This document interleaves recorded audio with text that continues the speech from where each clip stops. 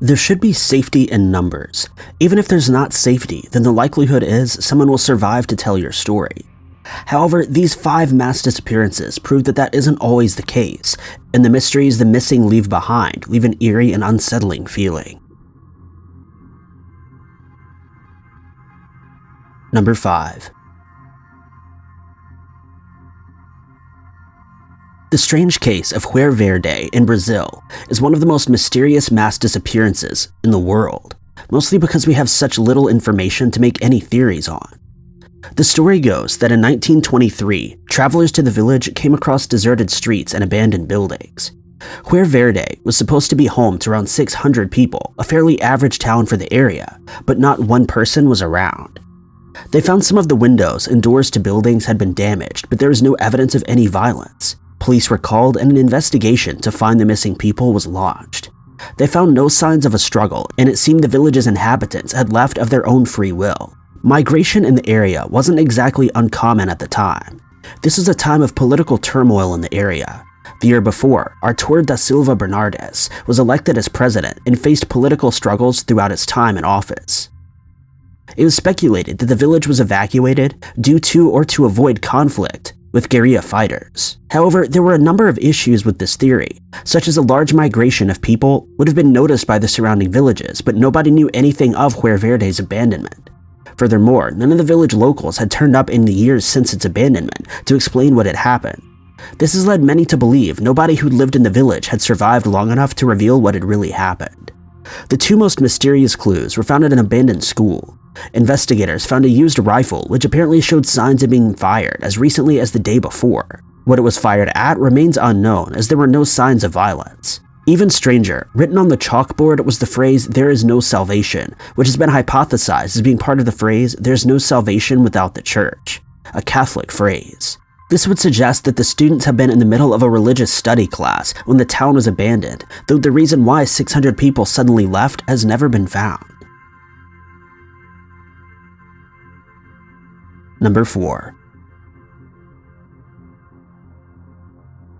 About 5 years ago, 43 teaching students from Mexico became victims of corrupt police and political turmoil when they disappeared from police custody. What little traces of the students that have been found have been called into question due to issues with the investigation, and the real fate of the young men remains unknown. Like many student teachers in the area, the group were politically active and often attended protests and rallies.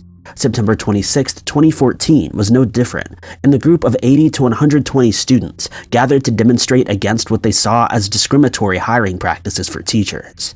At the end of the day, they gathered onto a group of buses to take them home. This practice of commandeering buses wasn't unusual. While it was a nuisance for public transportation users, the buses were usually returned once the students were finished with it.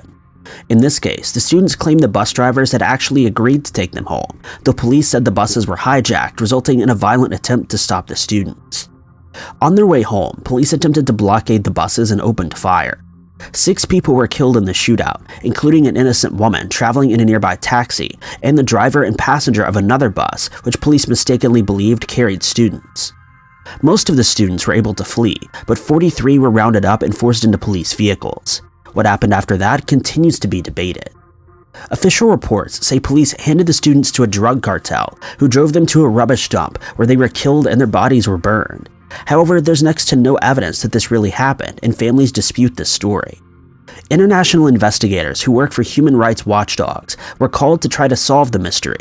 They discovered authorities used torture to get confessions from those accused of kidnapping the students, and many of the accused were released. Later investigations came up with a chilling theory. The government report concluded that students had commandeered 4 buses, but later international investigators discovered a 5th bus had been used. Officials later claimed this bus malfunctioned and the students abandoned it, something which also emerged to be untrue. Government photos of the bus were compared to security footage from the depot where it had been taken from, and investigators concluded that this wasn't the same bus. They theorized the students must have unknowingly hijacked a bus that was filled with heroin, or at least specifically adapted to be used to smuggle drugs, a known practice in the area. Police and government officials took up arms to stop the students from taking the bus out of the city and potentially uncovering their role in a drug smuggling scheme.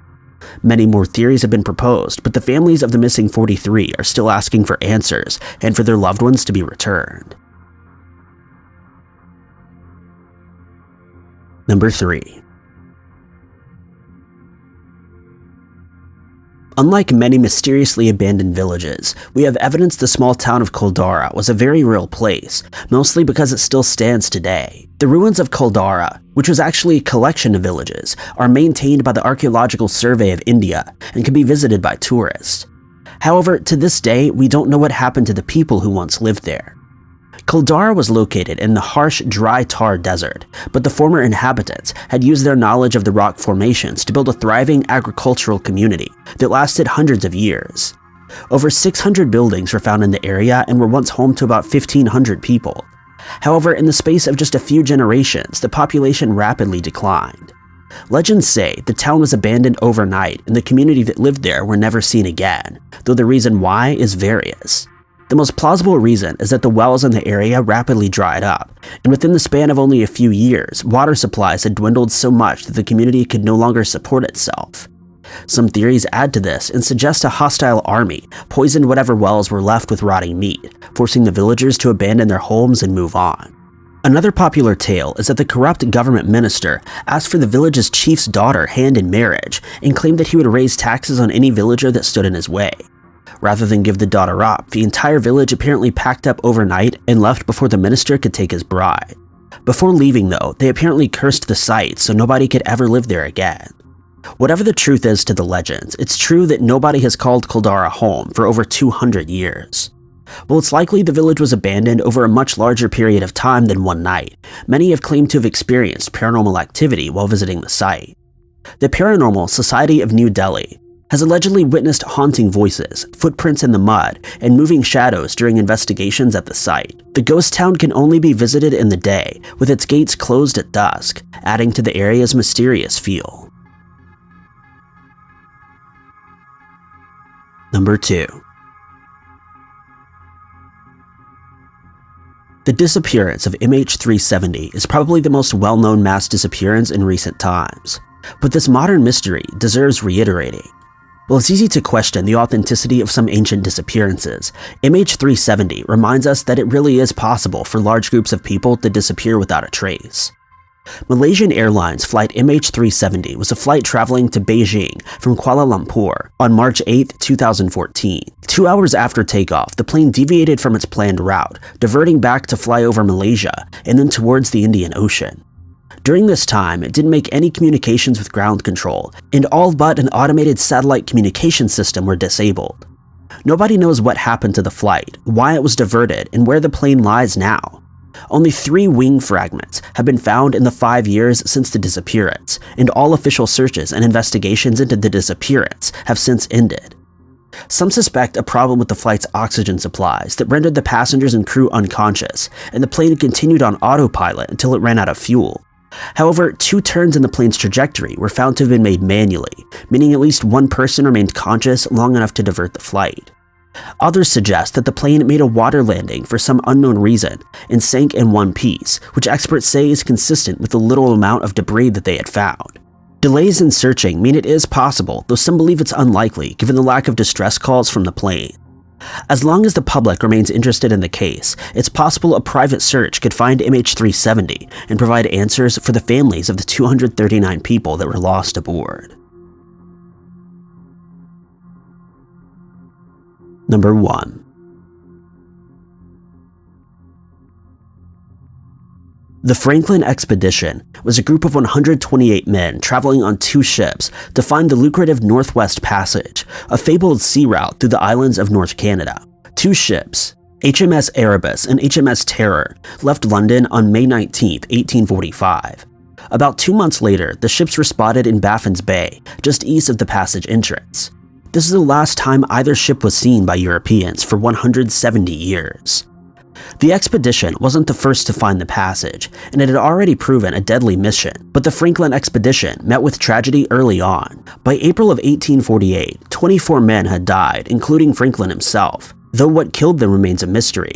It was an unprecedented level of death, and when the ship became stuck in ice near King William Island, the crew abandoned ship and decided to try their odds at finding help across the land.